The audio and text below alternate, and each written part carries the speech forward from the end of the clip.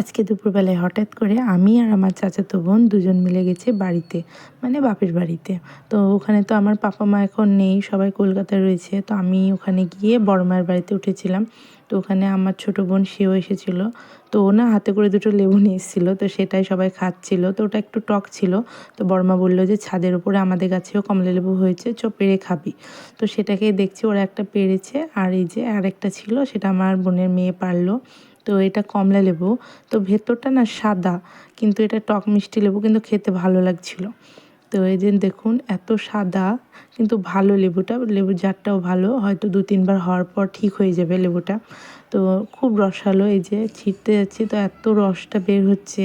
তো এটাকে খাচ্ছি। আর হঠাৎ করে আসার কারণ, আমার ছোটো দাদুর নাতি, মানে আমার চাচাতো ভাই, তো তাকে না ঘরের ভিতরে এসে কয়েকজন এসে মার্ডার করার চেষ্টা করেছিল। হয়তো ভেবেছিল যে ও মরে গেছে, সেইভাবে ছেড়ে দিয়ে চলে গেছে, কিন্তু আল্লাহর রহমতে এখন আমার ভাই ভালোই রয়েছে। তো এই যে বাড়িটা দেখাচ্ছি, এই বাড়িটা হলো আমাদের দোতলা বাড়ি, রং করা এই বাড়িটা আমাদের। তো এখন পাপা মা নেই বলে ওখানে আর যায়নি। আর এটা হলো সেই ছোট দাদুদের বাড়ি। তো দেখো কিভাবে যে মেরেছে ওকে, রক্ত একদম গোটা রুম ভর্তি হয়ে রয়েছে।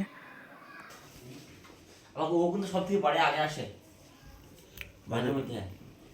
এ বালিশও অবস্থা কি, আর রক্ত ছিটকে পড়েছে সব দেয়ালে।